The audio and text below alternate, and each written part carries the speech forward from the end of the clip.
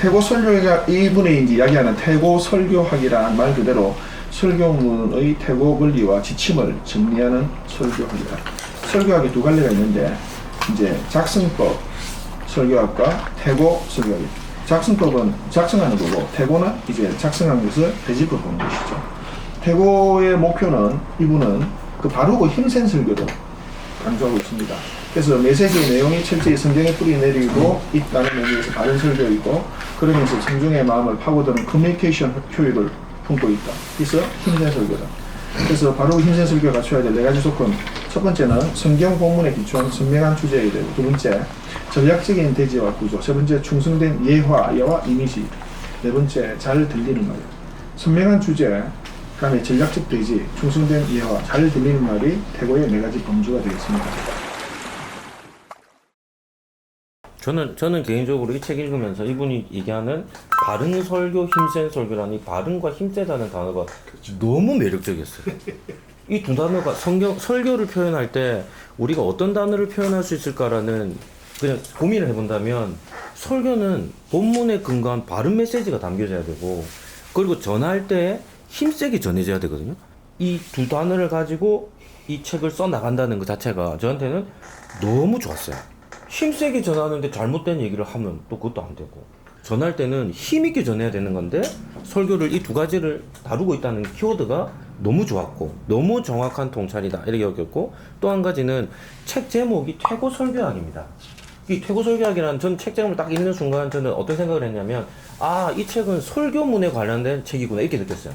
왜냐면 설교는 설교문 작성이라는 썰먼이라는 개념이 있고 설교는 실질적으로 전하는 피칭이라는 개념이 있는데 이 책은 제가 그냥 제목만 딱 봤을 때 이 책은 설교 원고문을 작성하는 데 도움을 주겠구나 이렇게 생각했는데 책을 읽어보니까 이분이 설교학자니까 이 짧은 책 안에 원고 작성법, 주제, 대지 정하는 법 이런 것도 다 얘기하지만 실질적으로 프리칭을 하는 말로 하는 설교에 대한 사장은 전달력에 대한 얘기들도 하고 있고 그리고 설교의 주제만 강조하는 게 아니라 설교의 구조도 강조하고 세 번째는 예화에 관련된 감성적 터치가 있어야 공감대가 있어야 된다는 것과 전달하는 데 있어서 효과적인 전달법까지도 얘기하는 거니까 이 제목은 태고 설교학이라고 해서 원고 중심의 주제를 잡고 있는 것 같지만 이 한 권의 책의 4가지 주제는 설교라고 하는 썰먼과 프리칭을 전체를 다 아우를 정도로 이렇게 다 포괄적인 메시지를 담고 있으면서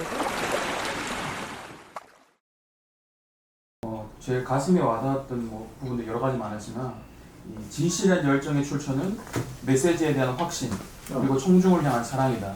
이게 굉장히 가슴에 와닿았거든요. 지난주 설교 준비를 하면서 이거를 나한테 좀 적용해 봐야겠다. 저희 오전 예배가 9시, 11시였는데 9시 같은 경우는 청중도 다 피곤한 아침 시간이고 저도 피곤하다 보니까 왜 난 이게 힘이 없지? 메시지가 힘이 없지? 아니면 또 분위기가 왜 이렇게 처지지? 그런 생각을 많이 했는데 이걸 한번 좀 적용을 해봤을 때 이 메시지에 대해서 내가 정말 확신하고 있는 거. 그 메시지를 내가 충분히 소화하고 내 것으로 만들어낸다. 거기에 대한 답이 확실한가. 여기에 대해서 굉장히 기도하면서 준비하고 또 한 가지는 정말 성도들을 향한 사랑의 마음. 그 마음을 갈구하면서 지난 한 주간 설교를 준비했었거든요. 그러니까 딱 일부 설교가 마친 이후에 목욕실로 와가지고 내가 딱 한 첫 마디가 여보 오늘 당신 부흥회 같았어. 딱 그 말을 하더라고요. 이건 저의 이제 그 주제는 이제 욥이 어떻게 회복했는가 그 부분을 보면서 우리도 여러 가지 지금 고난과 어려움이 있는 가운데서도 회복하자. 이제 그 내용으로 이제 말씀을 전하면서 이제 42장에 이제 나오는 내용을 이제 본문을 가지고 이제 말씀을 전했는데 결국 이제 욥이 하나님을 만나면서 42장에 보니까 하나님이 폭풍 가운데 만나 주시더라고요. 그러면서 하나님을 만나면서 이제 그 하나님의 지혜에 대해서 회개하는 과정, 그런 과정들 그리고 말씀을 순종하는 과정. 그러니까 나중에 하나님이 그 친구들 새 친구들한테 축복 기도해줘라 회복이 되는 그 본문이 10절에 42장 10절에 하나님 나를 이어가요. 대지는 스승 이제 엘리야가 욕심을 부리고 다음 세대에 초점을 관심을 가져야 된다. 첫 번째 대주고 두 번째는 이제 엘리사는 따르기로 결심하고 능력을 구해야 된다. 하나님의 나라를 이어가야 된다. 그러니까 그래서 예화를 앞에 서둔 게 이제 계주를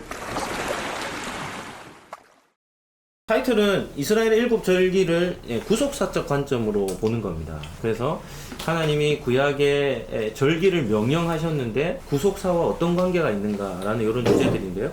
네, 한번 보면 좋겠습니다. 첫 번째, 하나님께서 이스라엘 백성에게 절기를 명령하신 이유입니다.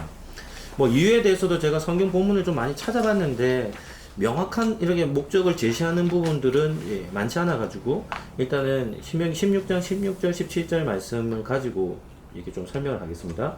너희 가운데 모든 남자는 1년에 3번씩 무교절, 77절, 초목절에 내 하나님 여호와께서 택하신 곳에서 여호와를 배웁고 빈손으로 여호와를 배웁지 말고 각 사람이 내 하나님 여호와께서 주신 복을 따라 그 힘대로 드릴지니라 라는 말씀을 가지고 하나님 이스라엘 백성의 절기를 명령하신 이유에 대해서 좀 설명한다면, 하나님께서 이스라엘 백성들을 위해 행하신 일을 기억하게 하기 위함입니다. 이게 정말 중요하죠.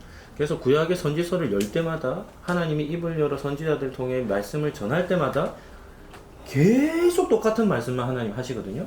그게 뭔가 하면 나는 너희를 종되었던 애굽 땅에서 구원해낸 하나님 여호와라는 이 메시지를 이스라엘 백성들의 뭐 구약의 뭐 한 2000년 역사 속에 계속해서 똑같은 메시지만 전하는 것이 하나님이 이스라엘 백성들에게 무엇을 행하셨는가에 대한 하나님의 자기 변론입니다. 그렇기 때문에 이 절기를 명령하신 것도 하나님께서 이스라엘 백성을 위해 행하신 일이 무엇인지를 잊지 않고 계속해서 기억하며 살게 하시기 위해 절기를.